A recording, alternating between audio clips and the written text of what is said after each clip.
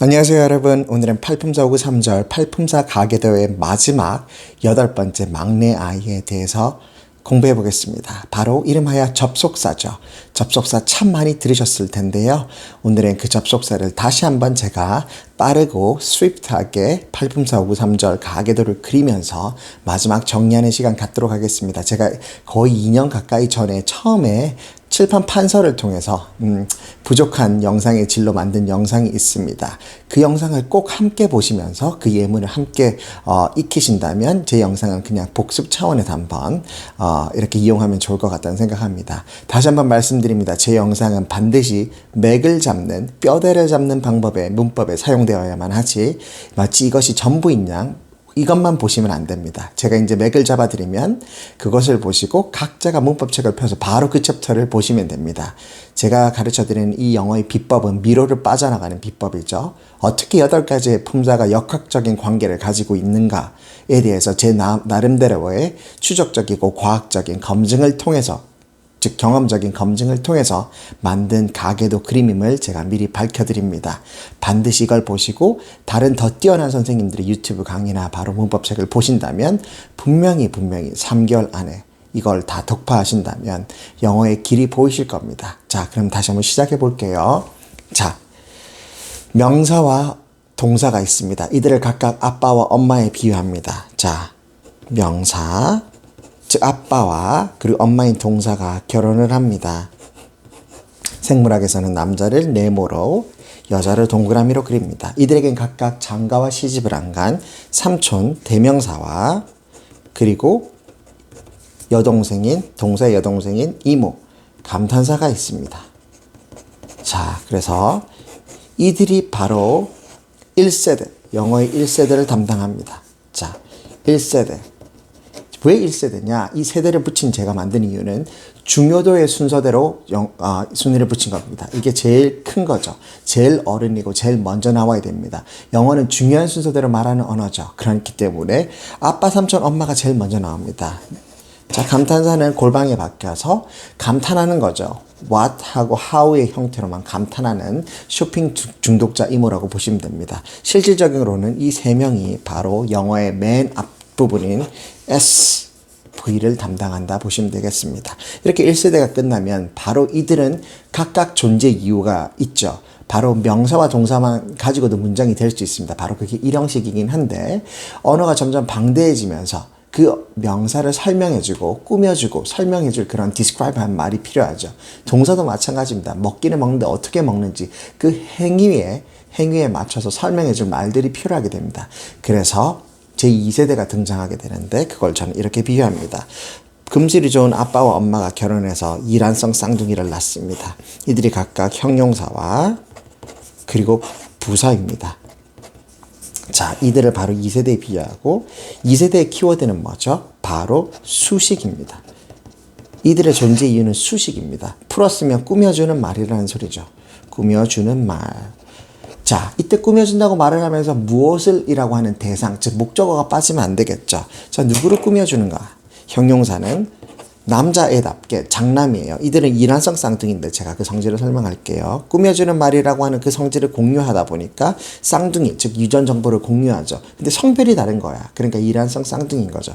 형용사가 남자인 이유는 바로 남자아이는 누구를 따라 목욕탕을 가죠? 아빠와 삼촌을 따라 목욕탕을 갑니다. 즉 명사와 대명사, 즉 아빠 삼촌에 해당하는 명사 상당 어구를 꾸며주는 역할을 하기 때문이죠. 반대로 여기는 어떨까요? 부사는 어떤가요? 바로 엄마를 꾸며주는 역할을 합니다. 자, 먹기는 먹는데 fast, 빨리 먹는다. 공부하긴 하는데 어떻게 한다? hard, study hard. 자, 열심히라고 하는 정도에 대한 부사로 동사 행위를 설명해 줍니다. 자, 그리고 오죽하면 adverb라고 부른다고 그랬죠. 이 부사의 영어 이름이 adverb입니다. 동사가 verb라고 하는 건데 add라는 뜻은 향해 있다라는 뜻이거든요. 영어로 어원을 따져보면 무엇을 향해 있는 이란 뜻입니다. 그러니까 엄마 쪽만 향해 있는 겁니다. 엄마가 목욕탕을 가면 목욕탕 따라가고 시장 가면 시장 따라가고 주방 가거나 화장실 가거나 어디든지 쫄래쫄래 따라가는 우리 막내 여동생을 생각하면 되겠습니다. 근데 언어가 1000년 넘게 방대해지고 비범해지고 그 규모가 아주 넓어지면서 동사만 수식하던 애초에 부사는 온데간데 없고 동사가 존재하지 않고 오히려 형용사도 꾸며줄 수 있고 그리고 그리고 형용사도 없으면 자기 자신도 꾸며줄 수가 있습니다. 이걸 비유로 들자면 엄마가 시장 가고 없어. 그러면 엄마가 없으니까 또 따라다니고 놀 사람이 필요하죠. 오빠의 방문이 엽니다. 방문이 열려있으면 오빠랑도 같이 놀고요. 오빠도 존재하지 않으면 자기 혼자 머리 삥 꺾고 병원놀이를 하는 애가 바로 부사라고 생각하시면 되겠습니다. 자, 여기까지가 바로 두 번째 세대가 끝이 납니다. 여기까지가 전부입니다. 자, 그렇다면 마지막 명사와 동사가 금슬이 좋아서 몇 해 뒤에 다시 아이를 낳는데 또 이란성 쌍둥이 한 쌍을 낳습니다. 이들이 바로 전치사와 여자인 접속사입니다. 자, 전치사는 뭐였냐면 이게 앞전자고 놓을 치자거든요. 앞에 놓인다는 뜻입니다. 근데 뭐의 앞에 놓이냐가 중요하겠죠. 이때도. 또 무엇의 앞에 놓이느냐가 대상이 중요할 겁니다. 바로 명사를 얘기합니다. 그래서 캐치프레이즈처럼 항상 여러분이 외우셔야 될 단어는 하나라고 했습니다. 전명구라는 말을 외우라고 했습니다. 이거는 자나깨나 외우셔야 되고 전치사라는 말을 듣자마자 그리고 전치사를 눈으로 확인하자마자 뒤에 반드시 전명구를 떠올리신가 동시에 100% 뒤에 명사가 옴을 확인하시면 됩니다. 100%입니다. 반드시 법칙입니다. 이 명사의 앞에 놓인다고 해서 이의 이름이 전치사거든요. 우리나라의 말은 후치사를 사용합니다. 문법 체계 자체가. 자, 뒤에 후자를 쓰거든요. 뒤에 놓인다는 뜻이죠. 뭐의 뒤에? 명사 뒤에. 그러니까 학교라는 명사가 있으면 어디에 하면 학교에라고 하는 겁니다. 학교에 가다. 이때 에가 바로 전치사와 같은 거예요. 근데 우리나라는 후치사라고 했으니까 에 학교라고 하지 않고 학교에라고 하는 거죠. 이게 한국어입니다. 자, 근데 영어의 책은 전치사. 그러니까 에 학교 이렇게 표현하는 겁니다. 아시겠죠? 이게 전치사이기 때문에 전명구를 외우시면 됩니다. 그럼 전치사의 종류만 알면 100% 뒤에 명사를 쓰면 된다는 것, 즉 명사 상당어구를 쓰면 된다는 게 나와 있는 답이므로 전명구를 외우면 되겠습니다. 자, 전명구와 마찬가지로 접속사에도 키워드가 있습니다. 주동은 절이다 라고 해서 접주동절을 입에다 하시면 되겠습니다. 오늘 하는 게 바로 접속사죠. 그러니까 이 부분에 대해서 좀 더 자세하게 해볼게요. 자, 접주동절 말 그대로 접속사 플러스 주어 플러스 동사는 바로 절이 된다라는 말입니다. 이건 뭐죠? 전치사 플러스 명사는 구가 된다는 말이었어요. 자, 구와 절의 개념을 간단하게 설명하면 구라는 말은 이렇게 한 단어를 품사라고 하고요. 두 단어 이상, 즉 품사에 해당하는 것들이 두 개 이상 단어가 합쳐진 덩어리인 상태, 덩어리면서 하나의 의미 단위를 가지는 것을 구라고 그럽니다. 자, 두 단어 이상이면서 의미 단위를 가지는 것을 구라고 그럽니다. 근데 대신에 이 안에는 주어 동사가 포함되면 안 돼요. 자, 절은 무슨 뜻이냐? 구와는 똑같은 뜻인데 하나 추가되는 게 있죠. 이 안에 주어 동사가 포함될 때. 즉, 두 단어 이상이면서 두 단어 이상이 합쳐져서 하나의 의미 단위를 가지면서 그 안에 주어와 동사를 포함하고 있으면 그걸 절이라고 부릅니다. 뭐가 포함되어 있죠? 주어, 동사, SV가 포함되어 있네요. 그 말 자체. 그러므로 SV가 포함된 접속사가 이끄는 접주동은 이 세 개가 한 단어, 하나의 의미 체계를 가지면서 반드시 절이 되는 겁니다. 이 절에는 세 가지가 있어요. 자, 저 구에도 제가 어제 저번 지지난 영상에서 바로 전치사를 설명드렸어요. 이 전명구의 특성을 가지면서 이 역할이 두 가지가 있다. 형용사 역할, 그리고 부사 역할 이렇게 있다고 그랬어요. 오늘 이 절에서는 바로 명사 역할. 자, 이거부터 하지 말죠. 자, 똑같습니다. 형용사 역할, 부사 역할 똑같아요. 여기까지. 그리고 맨 마지막에 명사 역할까지도 합니다. 절의 형태를 가지면서 형용사 역할하면 형용사 절이 되고 이 접주동의 형태를 취하면서 부사 역할하면 부사절이 되고요. 접주동의 형태를 취하면서 명사 역할을 하면 바로 명사절이 되는 것이죠. 자, 똑같죠? 형용사 부사. 자, 여기서 키워드가 뭡니까? 형용사 부사를 캐치하셔야 돼요. 키워드가 뭐죠? 바로 언니 오빠를 따라했다는 거죠. 본래적으로 이 아이 자녀 두 쌍의 두 쌍은 존재하는 이유가 뭐다? 바로 아빠와 엄마인 즉 1세대를 수식하기 위해서 존재한다는 게 바로 핵심입니다. 얘들의 키워드도 수식이었어요. 사실 얘들의 키워드는 연결이었습니다. 왜 두 단위 이상을 연결해 주니까.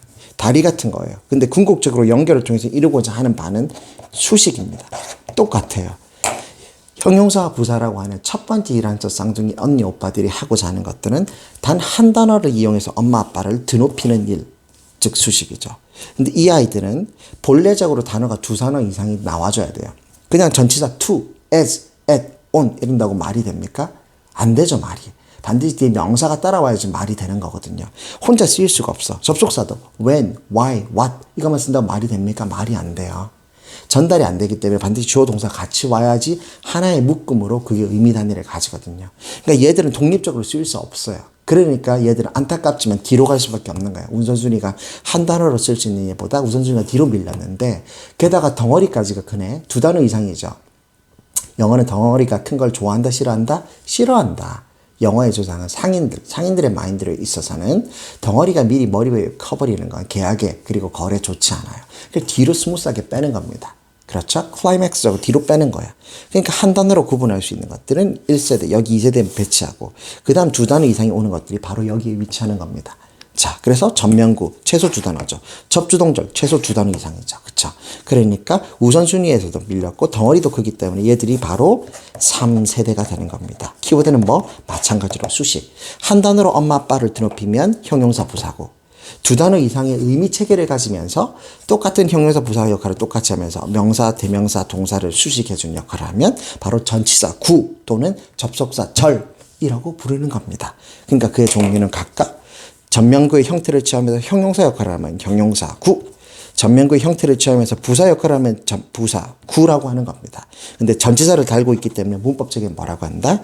전치 형용사 구 또는 전치 부사구라는 용어가 문법책에 있는 겁니다. 접속사는 어때요? 마찬가지죠.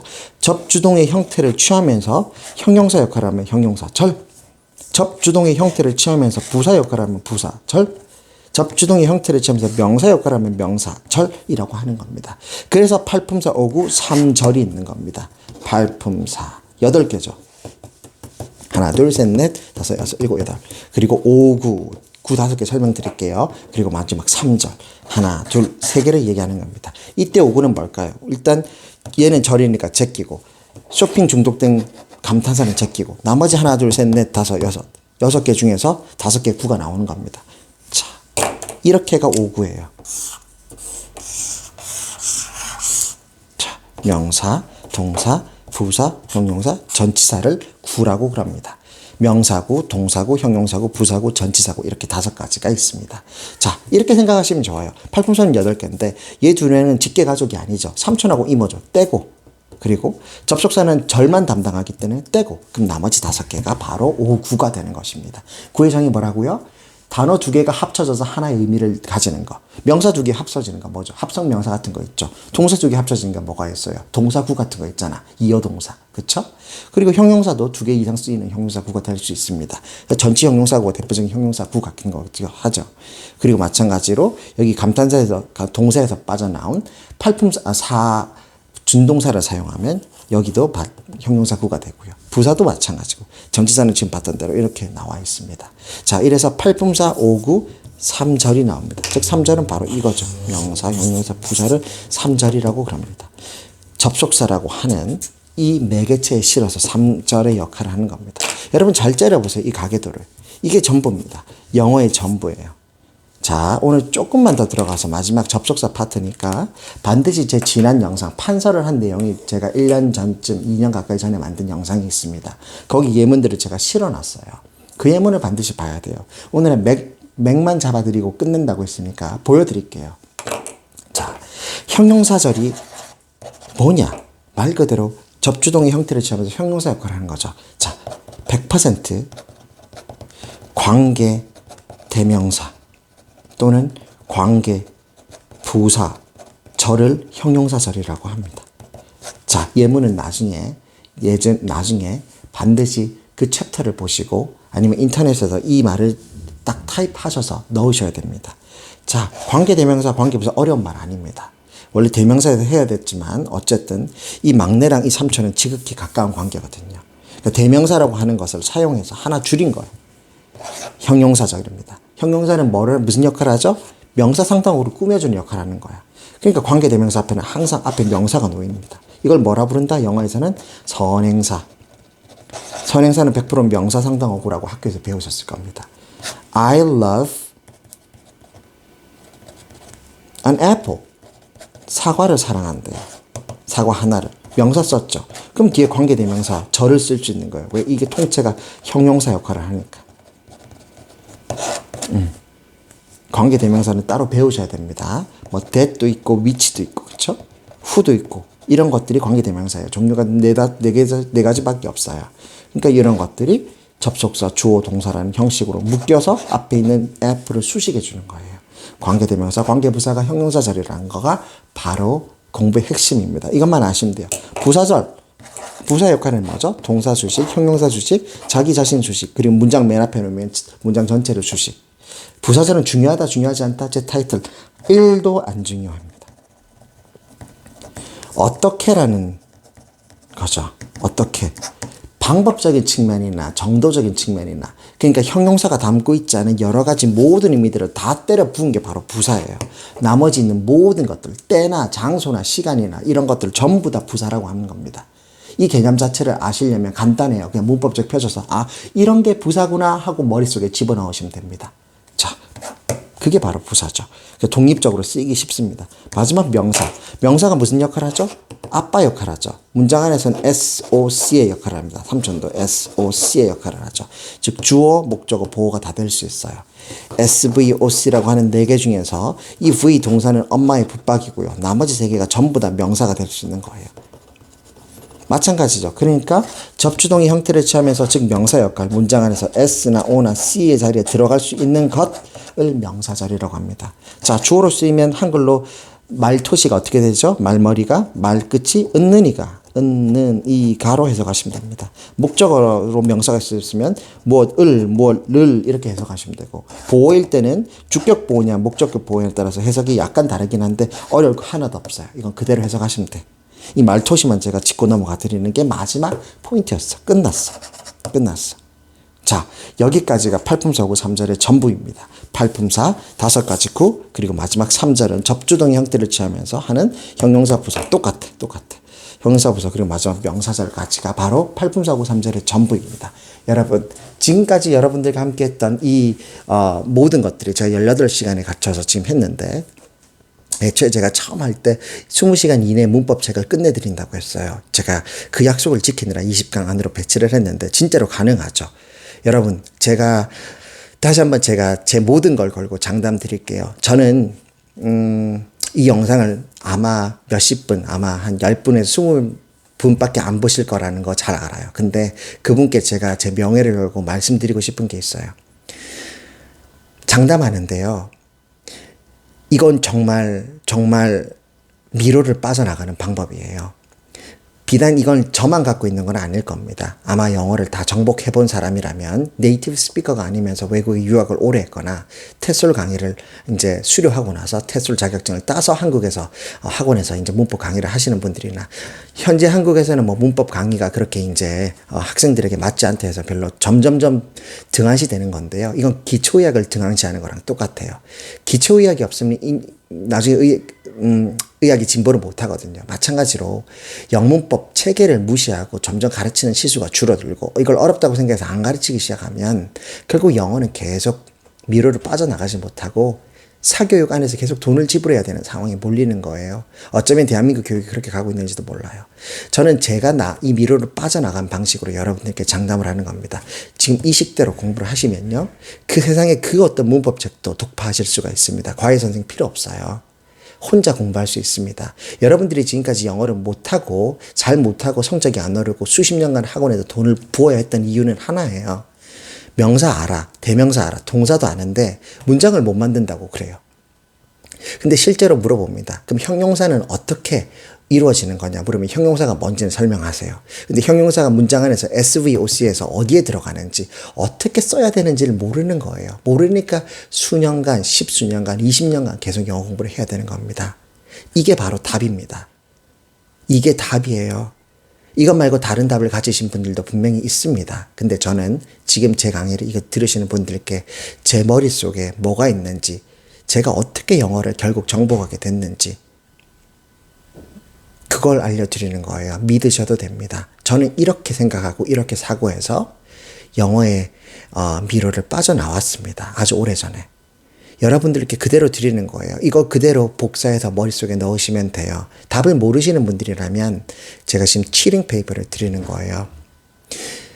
누군가가 이 길을 갔다. 그 길이 옳다, 그르다를 떠나서 만약에 이 사람이 진짜 그 미로를 빠져나간 본 경험이 있거나 이 토너먼트의 끝에서 우승해 본 경험이 있다면 여러분들은 그들의 길을 따라가지 않으시겠습니까? 더 쉬운 길이죠. 여러분들이 길을 개척하셔도 됩니다. 저처럼 많은 내용의 영어를 읽고 공부하시고 깊이 고뇌하시고 사고하신다면 시간이 걸려도 자기만의 방법을 찾으실 거라고 장담해요. 근데 그럴 시간이 없고 그럴 비용이나 그 모든 것들이 효율적이지 않다면 지금 이대로 하시면 됩니다. 반드시 이대로 하셔야 됩니다. 명사, 대명사, 동사, 형용사, 부사, 전치사, 접속사 이 1세대, 2세대, 3세대로 공부하셔야 돼요. 반드시요. 반드시. 이대로 했을 때 여러분들이 영어의 미로를 영영 탈출하게 되실 겁니다. 제가 저한테 하시는 분들 중에서 여러 개를 많이 아는데 시제가 짬뽕이 되고 조동사가 어떻게 나오고 다 아시는데 그것이 짬뽕이 돼서 문법 체계에 자기 머리가 혼란스럽다는 분들이 한 두어 분 계셨어요. 충분히 이해합니다. 이 순서를 몰라서 그래요. 왜냐하면 제가 그린 이 도표 안에는 이야기가 숨어 있죠. 이들 이야기 속에 제가 담고자 했던 것들은 각각 살아 숨쉬는 품사 안에서 유기적인 어디서 어떻게 화살표가 가고 어디서 어떻게 이런 역학관계가 형성되는지를 제가 설명드린 거예요. 이 설명드리는 이 역학관계를 무시하면 절대로 영어를 벗어날 수가 없어요. 순서 있죠.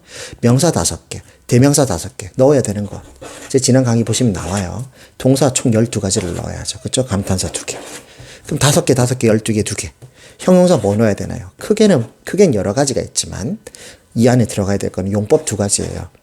뭐 한정용법이라든지 서술용법이라든지 어쨌든 2개. 그리고 관사가 여기 들어간다 그랬죠. 형용사가 되는 것도 소유격도 돼요. 그리고 또 뭐가 되죠? 맨 마지막에 요 동산에서 4대 준동사에서 떼우는 거 뭐죠? 분사가 형용사가 된다는 게 포인트였어요. 그리고 마침 투부정사도 형용사적 용법이 있으니까 된다고 얘기하셔야 돼요. 이런 것들이 형용사라는 큰 범주에서 함께 공부하시고 동사에서 첫 번째 공부하시고 형용사에서 4대 준동사를 2번 공부하게 되는 거예요. 자식이라는 거죠. 장남이에요. 장남.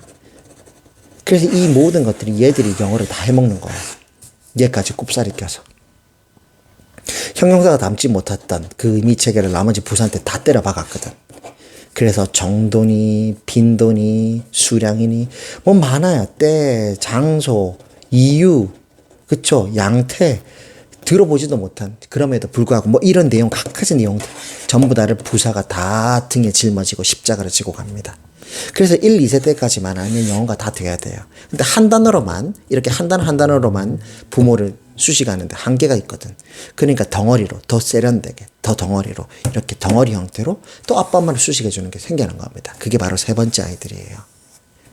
이해되시죠? 근데 명사하다가 접속사를 공부하고, 갑자기 부사하다가 다시 동사 공부하고, 이런 식의 공부를 하면 안 되죠. 그러니까 문법책을 사실 땐 반드시 그 앞에 테이블, 목차를 확인하셔야 됩니다. 이 사람이 무슨 마인드를 가지고 썼는지를 제 이 근거에서 판단해 보셔도 되고요. 저는 이 기준으로 판단을 하니까요. 그러니까 여러분들이 이 방식대로 공부해 보신 다음에 각자의 눈으로, 각자의 시각으로 판단할 수 있는 근거가 생기실 겁니다. 그게 영어의 눈을 뜨는 거예요. 양파 껍질을 까듯이. 질문은 언제나 환영입니다. 이제 다음 영상부터는 실전으로 제가 제 머릿속에 어떤 게 들어있는지 해석을 한번 하면서 해석을 매일매일 하면서 여러분들과 함께 여러분들의 실력을 향상시켜 드리는 그런 시간 갖도록 하겠습니다. 그러면 시청해 주셔서 감사하고요. 문법 수업은 이제 이걸로 끝입니다. 만약에 제가 하나 더 만들어야 된다면 다시 한 번 더 문장의 오형식에 대해서 한 번 더 설명드리는 시간을 갖도록 할 텐데 그거는 실전을 하면서 같이 병행해도 될 것 같아요. 그러니까 여기까지 팔품소고 3절을 다 알면 SVOC는 제가 실전을 통해서도 바로바로 머릿속에 넣어드릴 수 있으니까 그렇게 공부를 해보죠. 한번 작문도 해보고 그리고 이 리딩도 같이 해보고 제일 중요한 건 리딩입니다. 리딩부터 돼야 돼요. 왜냐하면 리딩이 가장 수준이 낮은 거거든요. 딱 이 문법 체계 이거 배운 것만 가지고 할 수 있는 건 리딩밖에 없습니다. 자, 리딩에 대해서 이제부터 한번 영상으로 같이 공부해보는 시간 갖도록 할게요. 좋은 주말 되시고 그러면 다음 시간에 뵐게요. 안녕.